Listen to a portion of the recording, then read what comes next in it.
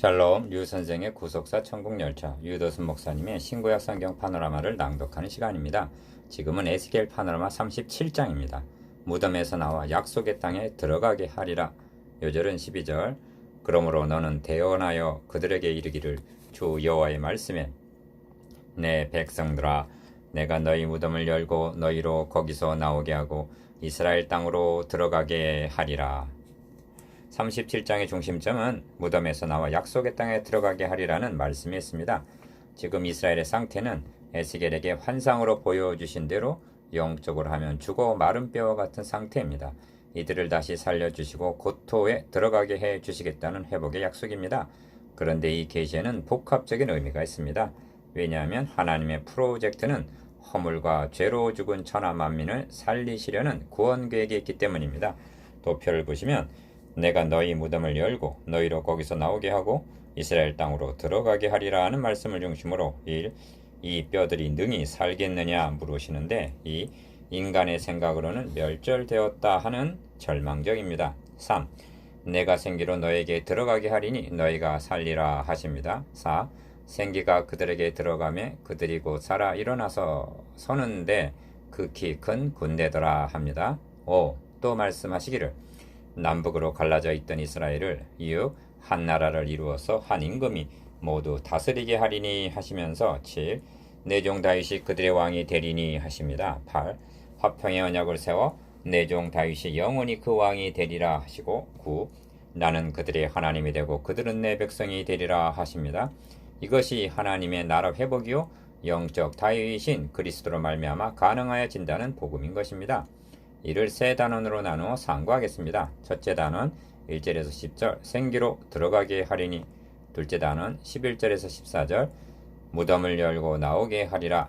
셋째 단원 15절에서 28절 한 나라가 되어 한 왕이 다스림. 첫째 단원 1절에서 10절 생기로 들어가게 하리니 주 여호와께서 이 뼈들에게 말씀하시기를 내가 생기로 너희에게 들어가게 하리니 너희가 살리라. 5절 1.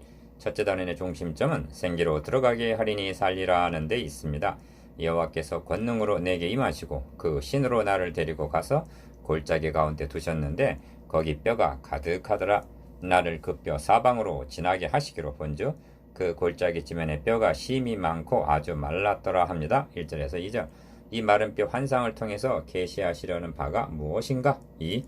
그가 내게 이르시되 인자야 이 뼈들이 능히 살겠느냐 하시기로 내가 대답하되 주 여호와여 주께서 하시나이다 하고 대답합니다. 3절 이스라엘의 판단으로는 불가능하다고 여겨졌을 것이지만 대답을 유보한 채 하나님께 맡긴 것입니다. 또 내게 이르시되 너는 이 모든 뼈에게 대언하여 이르기를 너희 마른 뼈들아 여호와의 말씀을 들을지어다. 주 여호와께서 이 뼈들에게 말씀하시기를 내가 생기로 너희에게 들어가게 하리니 너희가 살리라.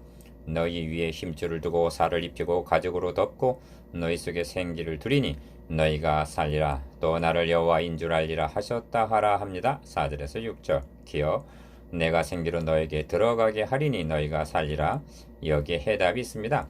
인간의 자력으로는 불가능하지만 니은 내가 뭐뭐뭐 하리니 하십니다.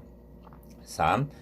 이에 내가 명을 조차 대언하니 대언할 때 소리가 나고 움직이더니 이 뼈 저 뼈가 들어 맞아서 뼈들이 서로 연락하더라.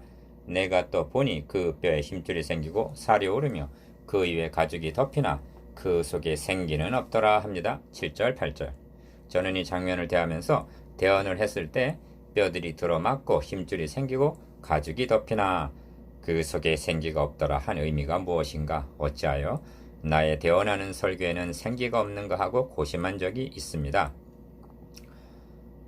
왜냐하면 목회 현장에서 믿는 모양은 멀쩡한 것 같은데 생기가 없는 것 같은 그런 경우를 경험하게 되기 때문입니다. 생기는 없더라. 1. 이에 대한 통찰력이 필요합니다. 기여 또 내게 이르시되 인자야 너는 생기를 향하여 대언하라. 생기에게 대언하여 이르기를 주 여호와의 말씀에 생기야 사방에서부터 와서 이 사망을 당한 자에게 불어서 살게 하라 하셨다 하라. 이에 내가 그 명령대로 대언하였더니 생기가 그들에게 들어가매 니은 그들이 곧 살아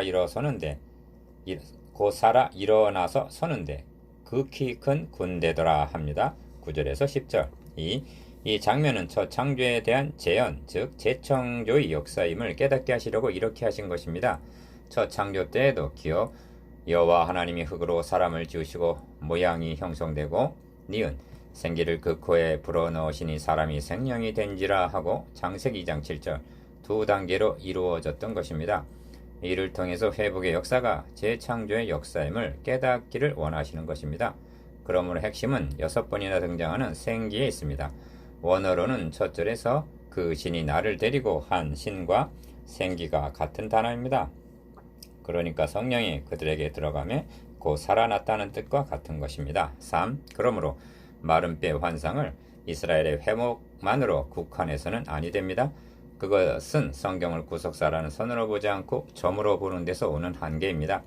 하나님께서 이스라엘을 선민으로 택하신 의도가 무엇인가? 그들만을 구원하시기 위해서가 아니라 그 민족을 통해서 그리스도를 보내셔서 온 인류를 구원하시기 위해서입니다.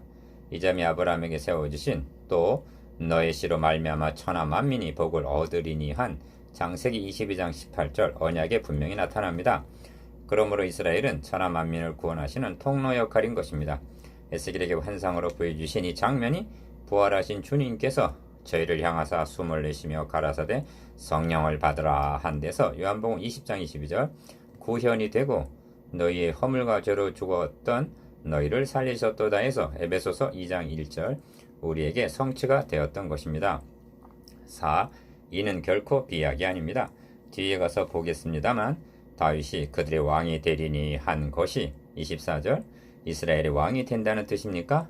이에 대한 오해가 있을까 보아 거듭 다윗이 영원히 그 왕이 되리라 하고 25절 영원한 왕임을 말씀하시는 것입니다. 25절에서 28절까지 속에 영원이란 말이 5번이나 나옵니다. 그리고 영원은 다윗에게 그 나라 위를 영원히 견고케 하리라 너의 위가 영원히 견고하리라 하고 사무엘하 7장 13절 16절 세워주신 메시아 언약인 것입니다. 인간 세계에는 영원이란 없습니다. 그러므로 결론은 나는 그들의 하나님이 되고 그들은 내 백성이 되리라 하시는 것입니다. 27절 이는 영원한 메시아 왕국에 대한 비전입니다. 5.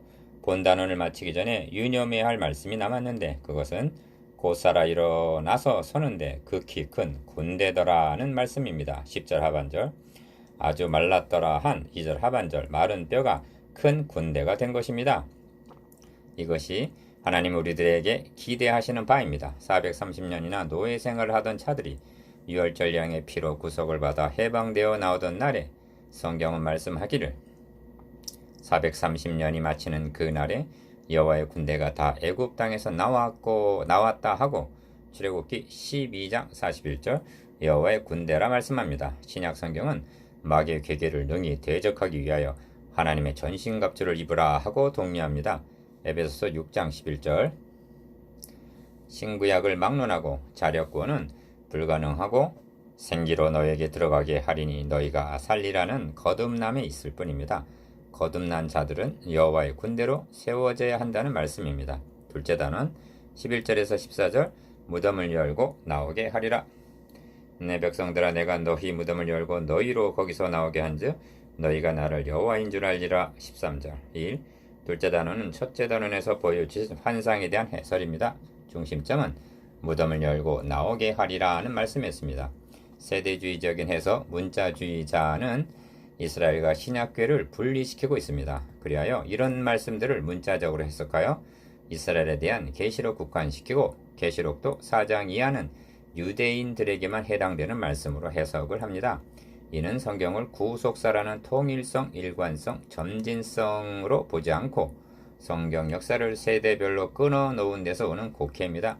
하나님의 구원 계획은 창세기 3장 15절에서 여자의 후손이라 한 복음의 점이 움직여서 계시록에 이르러 이루었도다 나는 알파와 오메가여 하고 계시록 21장 6절 완성이 되는 선인 것입니다. 그러므로 우리는 아브라함, 모세, 다윗과 함께 구속사라는 동일선상에 있는 것입니다.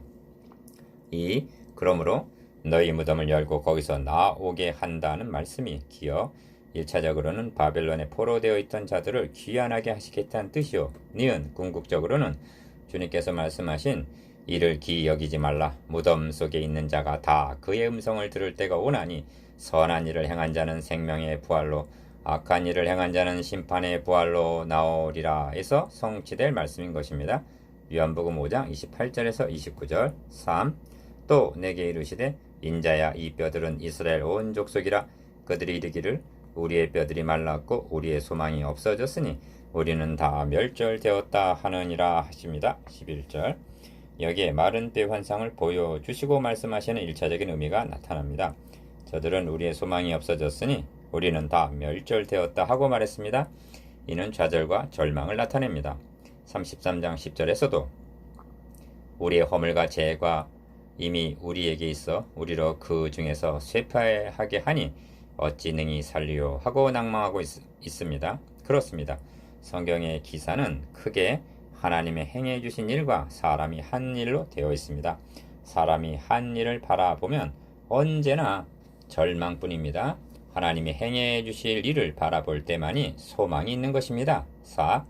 하나님은 인간이 자력구원의 불가능성을 깨닫고 우리는 다 멸절되었다. 11절. 오라 나는 궁관 사람이로다. 이 사망의 몸에서 누가 나를 건져내려야 하고 로마서 7장 24절. 절망할 때 이 일을 시작하십니다. 그러므로 너는 대언하여 그들에게 이르기를 주 여호와의 말씀에 내 백성들아 내가 너희 무덤을 열고 너희로 거기서 나오게 하고 이스라엘 땅으로 들어가게 하리라. 내 백성들아 내가 너희 무덤을 열고 너희로 거기서 나오게 한즉 너희가 나를 여호와인 줄 알리라 하시는 것입니다. 12절에서 13절. 5. 본단원의 결론에 이르러 이 계시가 이스라엘에 국한된 것이 아닌 2차적인 의미가 분명히 드러납니다. 내가 또 내 신을 너희 속에 두어 너희로 살게 하겠다 말씀하십니다. 14절 상반절 36장 26절에서 27절에서까지에서도 또 영을 너희 속에 두고 또 내 신을 너희 속에 두어라고 말씀했습니다. 이는 의문으로 가능해지는 것이 아닙니다. 만일 옛 언약으로 가능해지는 것이라고 말한다면 그리스도께서 헛되이 죽으신 것이 되고 맙니다. 갈라디아서 2장 21절 6. 주님은 그러하나 내가 너에게 실상을 말하노니 내가 떠나가는 것이 너에게 유익이라. 내가 떠나가지 아니하면 보혜사가 너희에게로 오시지 아니할 것이요 가면 내가 그를 너희에게 보내리니 저는 진리의 영이라. 세상은 능히 저를 받지 못하나니 이는 저를 보지도 못하고 알지도 못함이라. 그러나 너희는 저를 아나니 저는 너희와 함께 거하시며 또 너희 속에 계시겠음이라 말씀하십니다. 요한복음 16장 7절 14장 17절. 그러므로 구속사의 맥락에서 볼 때 성령의 내주가 가능해지는 것은 그리스도의 구속으로 말미암아 뿐입니다. 이것이 무덤을 열고 나오게 하리라는 궁극적인 뜻입니다. 셋째 단은 15절에서 28절 한 나라가 되어 한 왕이 다스림. 여호와의 말씀이 또 내게 임하여 가라사대 15절 1. 셋째 단원의 중심점은 한 나라가 되어 한 왕이 다스리게 되리라 하는 데 있습니다. 이것이 언제 어떻게 이루어질 말씀인가? 인자야 너는 막대기 하나를 취하여 그 위에 유다와 그 짝 이스라엘 자손이라 쓰고 또 다른 막대기 하나를 취하여 그 위에 에브라임의 막대기 곧 요셉과 그 짝 이스라엘 온 족속이라 쓰고 그 막대기들을 서로 연합하여 하나가 되게 하라 하십니다. 16장에서 17장. 이것이 무슨 뜻인가? 2.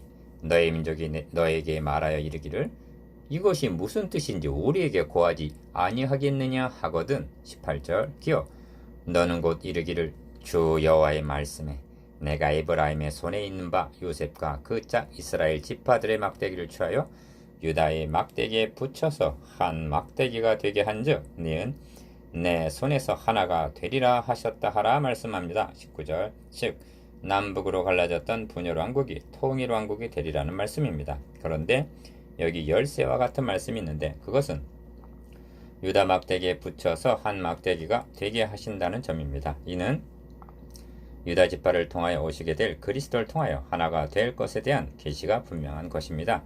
3. 계속해서 말씀하시기를 너는 그 글 쓴 막대기들을 무리의 목전에서 손에 잡고 그들에게 이르기를 주 여호와의 말씀에 내가 이스라엘 자손을 그 간 바 열국에서 취하며 그 사면에서 모아서 그 고토로 돌아가게 하고 그 땅 이스라엘 모든 산에서 그들로 기업 한 나라를 이루어서 니은 한 임금이 모두 다스리게 하리니 그들이 다시는 두 민족이 되지 아니하며 두 나라로 나누이지 아니할지라 하고 19절에서 22절 설명해 주라고 말씀합니다.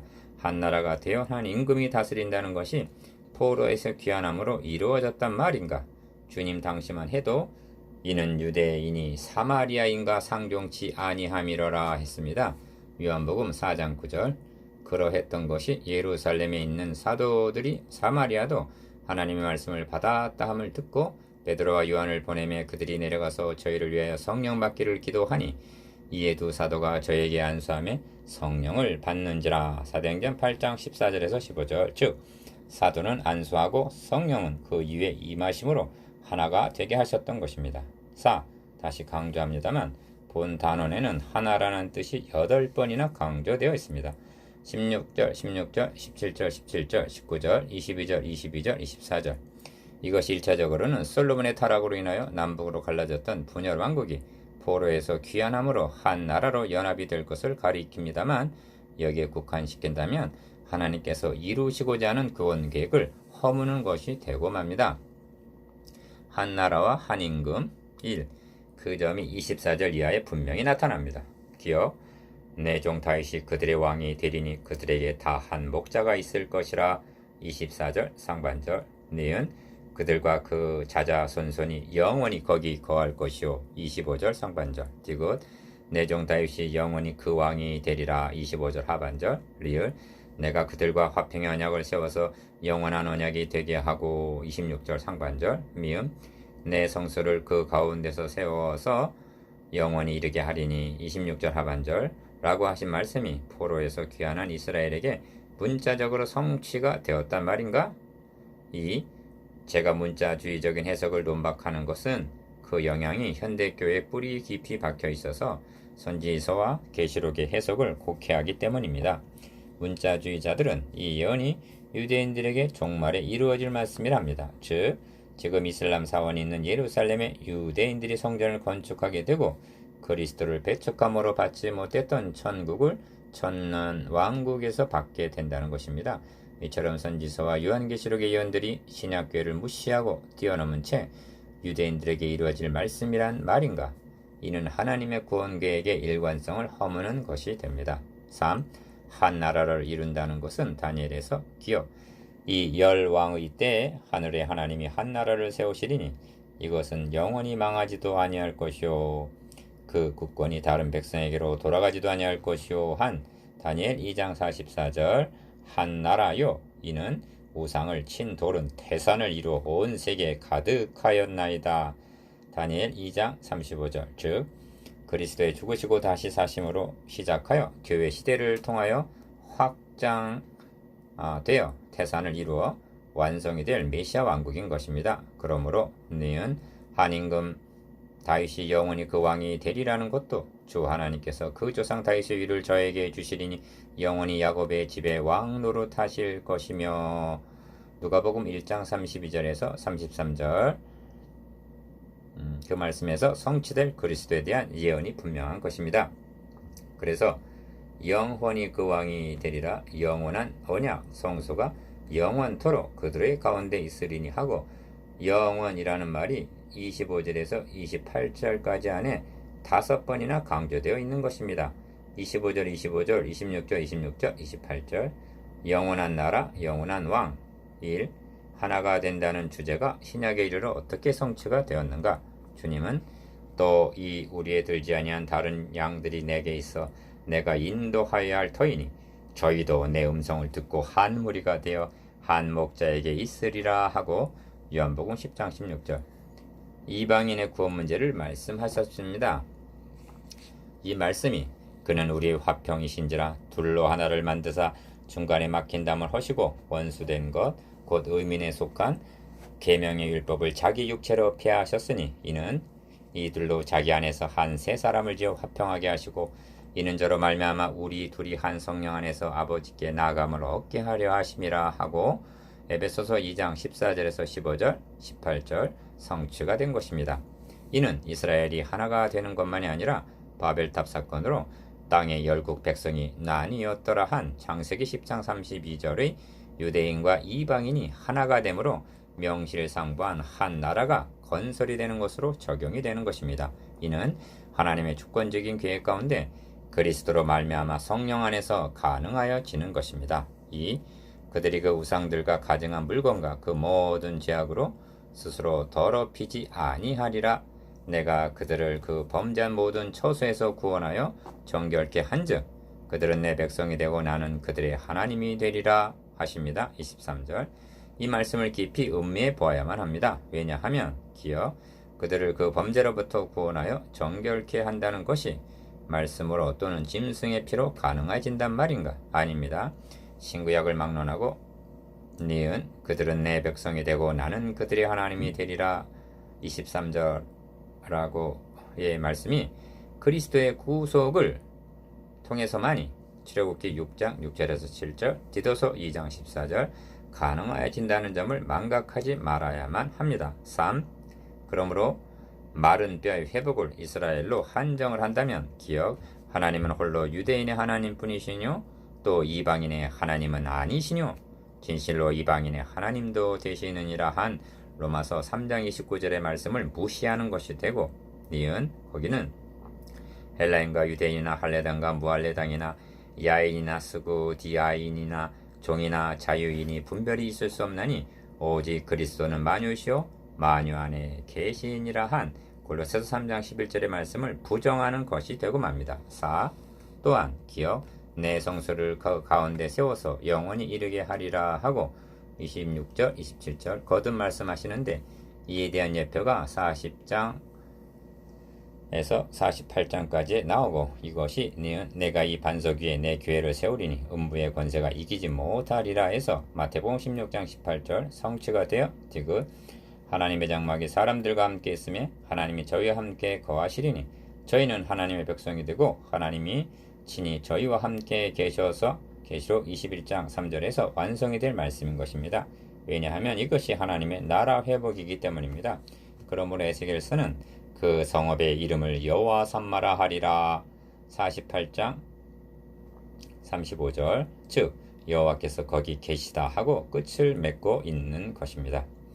5. 본 단원에서도 다윗은 왕과 목자로 24절 등장하고 이 말씀은 나는 선한 목자라 너의 말과 같이 내가 왕이니라 해서 요한복음 10장 11절 18장 37절 성취가 되었던 것입니다. 37장에서도 촉구하는 바는 너희가 나를 여호와인 줄 알리라는 6절 13절 28절 말씀이고 불변의 진리는 나는 그들의 하나님이 되고 그들은 내 백성이 되리라는 23절 27절 성경의 대주제입니다. 이것이 무덤에서 나와 약속의 땅에 들어가게 하리라는 궁극적인 목적이기 때문입니다. 6. 묵상해 보겠습니다. 마른 뼈에 함이 된 복합적인 계시가 무엇인가에 대해서 니은 마른 뼈가 큰 군대가 되는 것이 어떻게 가능한가에 대해서 디귿 한 나라 한 왕과 영원한 나라 영원한 왕에 대해서